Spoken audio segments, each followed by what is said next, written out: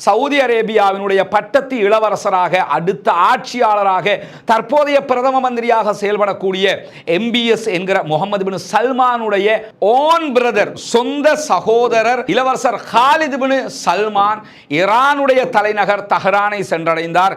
ஈரானுடைய ஜனாதிபதி மசூத் பெசக்ஷியனை சந்தித்திருந்தார். ராய்ட்டர் செய்தித்தளத்தினுடைய தகவல் பிரகாரம் இந்த மீட்டிங் நடந்து முடிகிற வரைக்கும் அமெரிக்காவுக்கே தெரியல என்று சொல்லப்படுகிறது. சவுதி அரேபியாவினுடைய பட்டத்து இளவரசர் சகோதரர் ஆயத்துல்லா அலி ஹாமனியை சந்திப்பது என்பது கனவுல நடக்கிற விவகாரம் என்றுதான் பெரும்பாலும் யோசிக்க வேண்டியிருந்த நிலையில தான் நிஜமாகவே அது நடந்திருக்கிறது.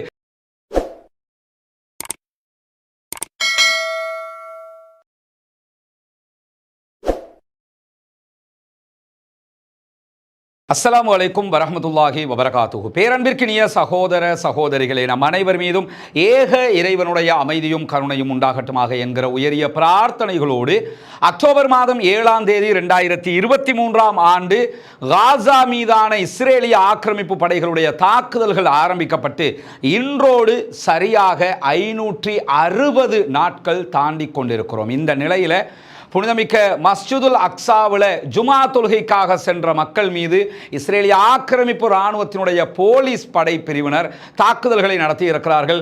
காங்க்வாட்டர் என்று சொல்லக்கூடிய மிகவும் அருவருப்பான நாற்றத்தை துர்வாடையை ஏற்படுத்தக்கூடிய தண்ணீர் மூலமான தாக்குதல்களை தொழுகைக்காக சென்றவர்கள் மீது நடத்தியிருக்கிறார்கள்.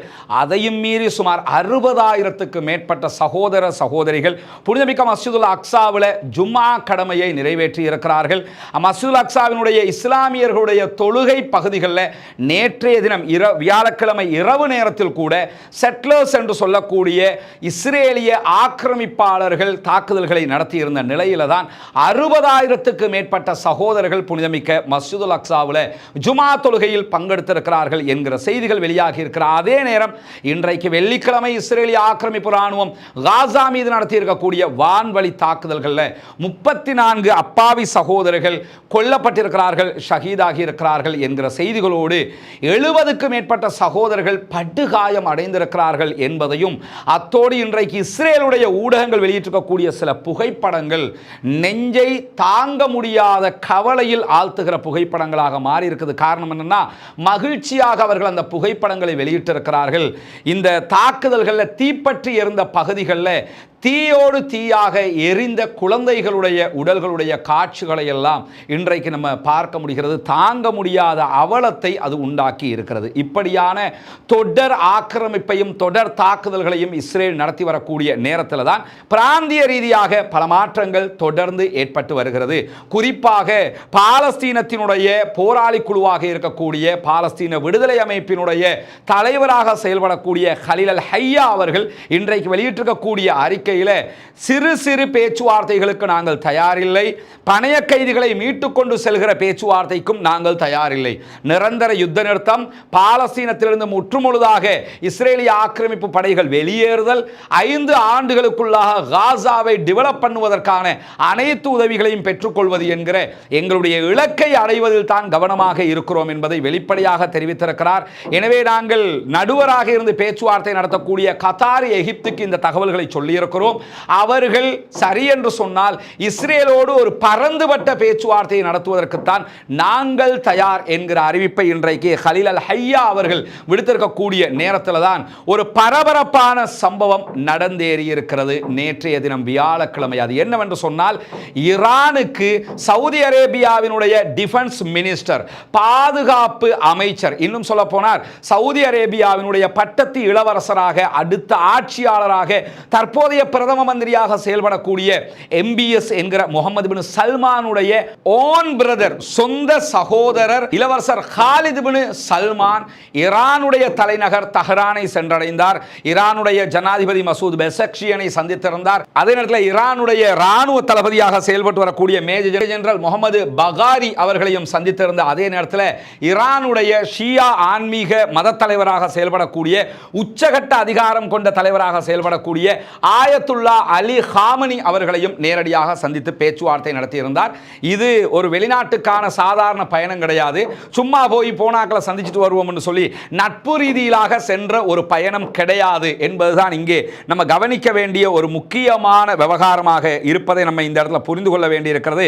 காரணம் என்னன்னு சொன்னா, இந்த பேச்சுவார்த்தைகளில் பல அம்சங்கள் பேசப்பட்டிருப்பதான தகவல்கள் வெளியாகி இருக்கிறது. குறிப்பாக ஆரம்பமாக இன்றைக்கு வெளியாகி இருக்கக்கூடிய தகவல்கள் ஐமெக்ஸ் 2024 என்று அழைக்கப்படுகிற இந்திய பெருங்கடலில் நடைபெற்ற ஈரான், ரஷ்யா, ஓமான் ஆகிய நாடுகளுடைய ராணுவ அணிவகுப்பு, கடற்படை ராணுவ பயிற்சியை பார்ப்பதற்காக சவுதி அரேபியாவுக்கு ஈரான் அழைப்பு விடுத்திருந்தது 2024.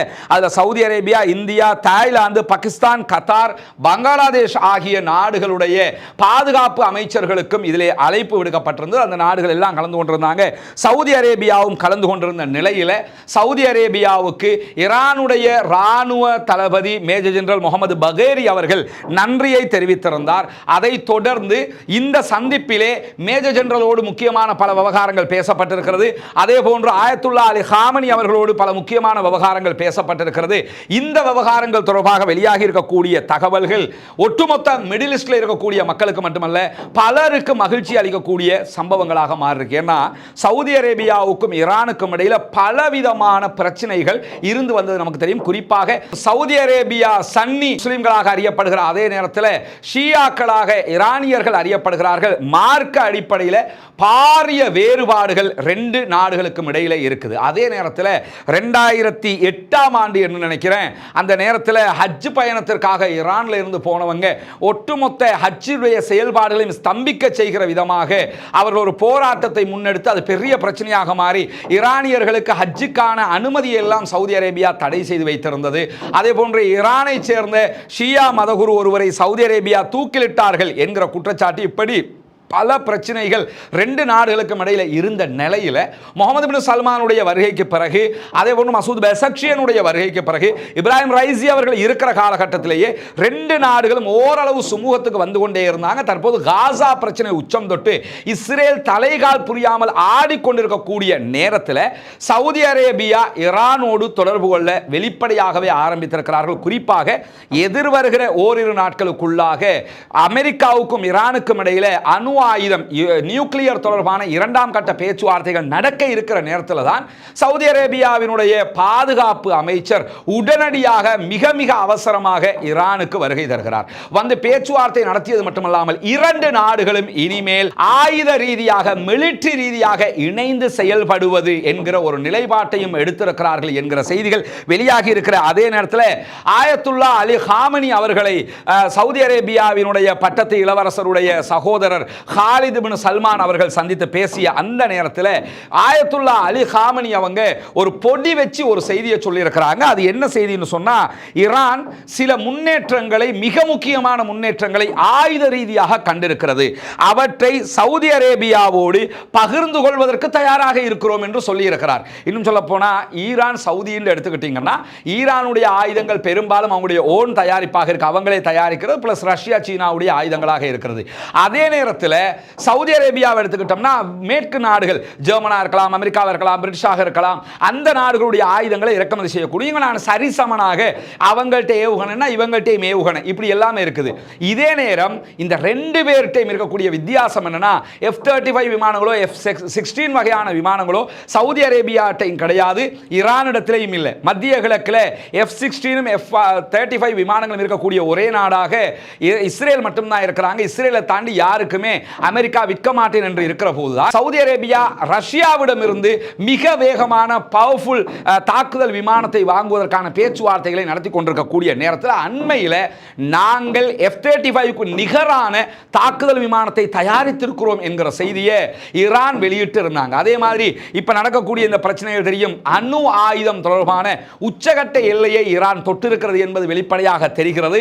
ஆயத்துல்லா அலி ஹாமனி அவர்கள் பொடி வைத்து பேசியது இந்த ரெண்டாகத்தான் இருக்கும் என்று சொல்லி பலரும் பேசுகிறார்கள். குறிப்பாக அல் ஜசீராவினுடைய சர்வதேச ஆய்வாளராக இருக்கக்கூடிய மர்வான் பிஷாரா போன்றவர்களே இந்த கருத்தை வழிமொழிகிறார்கள்.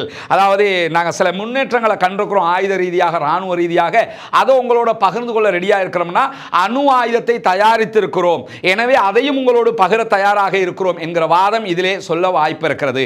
இரண்டாம் கட்டமாக F-35க்கு நிகரான விமானங்களை தயாரித்திருக்கிறோம், அதையும் உங்களோடு பகிர்ந்து கொள்வதற்கு தயாராக இருக்கிறோம் என்று சொல்ல வாய்ப்பு இருக்கிறது. மூன்றாவதாக ஹொர்முஸ் பகுதிகளில் அவங்க நீர் கண்ணி வெடிகளை தயாரித்து வைத்திருக்கிறார்கள். இப்படி பல விவகாரங்களை ஆயுத ரீதியாக பகிர்ந்து கொள்வதற்கு தயார் என்று சொல்லி சொன்னது மட்டுமல்லாமல் ஆயத்துல்லா அலி காமனி ஒரு அட்வைஸை சவுதி அரேபியாவுக்கு பண்ணியிருக்கிறார். ஏன்னா ரெண்டு நாடுகளுக்கும் இடையிலான உறவுகளை விரிவாக்கம் செய்ய வேண்டிய தேவை நமக்கு இருக்குது.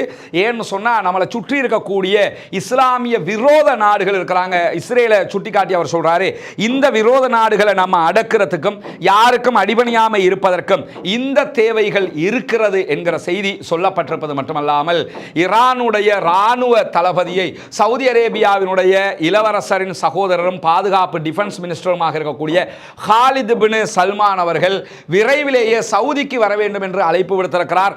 ஈரானுடைய ராணுவமும் சவுதி அரேபியாவினுடைய டிஃபென்ஸ் போர்சஸும் இணைந்து செயல்படுவதற்கு ஒப்புக்கொண்டிருக்கிறார்கள். இது மத்திய கிழக்கிலே ஒரு பாரிய மாற்றத்திற்கு வழிவகுக்கும். குறிப்பாக ஈரான் மீது அட்டாக் பண்ண போறோம்னு அமெரிக்க ஜனாதிபதி சொன்ன அடுத்த கணமே சவுதி அரேபியா எங்களுடைய வான்பரப்பை பயன்படுத்த அனுமதிக்க மாட்டோம் என்று சொல்லியிருந்தார்கள். அதனால் இதுவரைக்கும் யமனுக்கு எதிராக சவுதி அரேபியா எந்த வேலைகளையும் இந்த தாக்குதல் நேரத்தில் செய்யாமல் இருப்பதெல்லாமே ஒரு விதமான ஒரு நல்ல எண்ணத்தை காட்டிக் கொண்டிருக்கிறது. இந்த போங்கு கண்டிப்பாக அமெரிக்காவுக்கு ஒரு பலத்த அடியாக இருக்கும் என்பதிலே எந்த மாற்று கருத்தும் இல்லை. இது ஒரு வரவேற்புக்குரிய நிகழ்வாக மாறி இருக்கிறது. ஏன்னா சவுதி அரேபியாவினுடைய பட்டத்து இளவரசரின் சகோதரர் ஆயத்துல்லா அலி காமனியை சந்திப்பது என்பது கனவுல நடக்கிற விவகாரம் என்றுதான் பெரும்பாலும் யோசிக்க வேண்டியிருந்த நிலையில தான் நிஜமாகவே அது நடந்திருக்கிறது. சர்வதேச புவியியல் அரசியலுக்குள்ள, இன்டர்நேஷனல் ஜியோ பாலிடிக்ஸுக்குள்ள இது மிக பெரும் மாற்றம். குறிப்பாக இரண்டாம் கட்ட நியூக்ளியர் பேச்சுவார்த்தைக்கு முன்பதாகவே சவுதி அரேபியா நெத்தி பொட்டில் வைத்திருக்கிறது அமெரிக்காவுக்கு.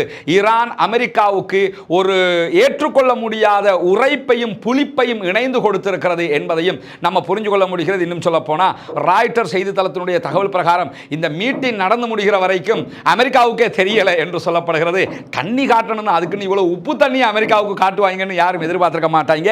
இது ஒரு நல்ல மாற்றமாக இருக்கிற அதே நேரம் இன்றைக்கு இஸ்ரேலுக்குள்ள எடுக்கப்பட்டிருக்கக்கூடிய ஒரு கருத்து கணிப்பின் பிரகாரம் இஸ்ரேலில் இருக்கக்கூடிய 62% மக்கள் யுத்தத்தை நிறுத்துமாறு கோருகிறார்கள். 1,35,000க்கு மேற்பட்டவர்கள் ராணுவத்திலும் அதே போன்ற கல்வியலாளர்களும் யுத்தத்தை நிறுத்துங்கள் என்று கையெழுத்திட்டு இருக்கிறார்கள் என்கிற மேலதிக தகவல்கள் தற்போது வெளியாகி கொண்டிருக்கக்கூடிய நேரத்தில் தான் அன்பிற்கினிய சகோதர சகோதரிகளே, நமக்கெல்லாம் தெரியும் புனிதமிக்க ரமலானுடைய மாதத்தில் நம்ம வெளியிட்டு வந்த ஒரு அறிவிப்பு தான் பொத்துவில் பகுதிகளில் இலங்கையினுடைய கிழக்கு மாகாணத்தின் முதன்மை ஊராக இருக்கக்கூடிய அந்த ஊரில் ஒரு வீடு இல்லாத சகோதரர்களுக்கான 14 வீடுகளை அமைக்கிற திட்டத்தை நம்ம ஆரம்பிச்சிருக்கிறோம். அதற்குரிய பணிகள் மிக மும்முரமாக நடைபெற்று வருகிறது. அதனுடைய காட்சிகளை நீங்க பார்ப்பீங்க. வீடுகள், ஒரு வீடு முழுமையாக கம்ப்ளீட் ஆகிற ஒரு நிலைக்கு வந்திருக்கு. இரண்டாவது வீடும் நெருக்கமாக முடிப்பதற்கு நெருக்கமாக வந்திருக்கிறோம். மூன்றாவது வீடு கட்டப்பட்டு கொண்டிருக்கிறது. நான்காவது வீட்டுக்கான ஆரம்ப பணிகளும் ஆரம்பிக்கப்பட்டு விட்டது. எனவே முதல் கட்டமாக 5 வீடுகளை முடிப்பதற்குரிய ஏற்பாடுகளில் மும்முரமாக நம்ம செயல்பட்டு வர்றோம். இதெல்லாமே உங்களுடைய ஜகாத்து மற்றும் சதகா நிதிகளை கொண்டுதான் செயல்படுத்தப்பட்டு வருகிறது என்பது உங்களுக்கு தெரியும்.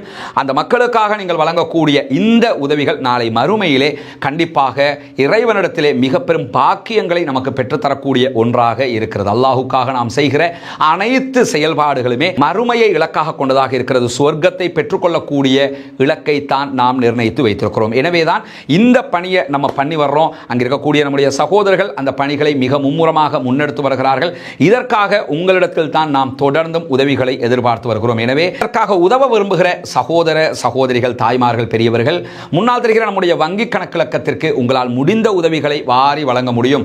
அது எவ்வளவு பெரிய தொகை அல்லது எவ்வளவு சிறிய தொகை என்பதல்ல, இறைவனிடத்திலே நன்மையை பெற்றுத்தரக்கூடிய ஒரு காரியத்திற்கு நம்மால் முடிந்த எல்லா உதவிகளையும் நாம் செய்ய முடியும். எனவே அங்கு நடக்கக்கூடிய இந்த பணிகள் வேகமாக நடைபெற்று அந்த மக்களும் நம்மை போன்ற மகிழ்ச்சியானவர்களாக மாறுவதற்கு உங்களால் முடிந்த உதவிகளை வாரி வழங்குமாறு அன்பாக கேட்டுக்கொள்கிறோம். அமெரிக்கா சார்பாக 9 விமானங்களில் பங்கர் பஸ்டர் குண்டுகள் இஸ்ரேலுக்கு அனுப்பப்பட்டிருக்கிறது என்கிற செய்திகள் வெளியாகி இருக்கிறது.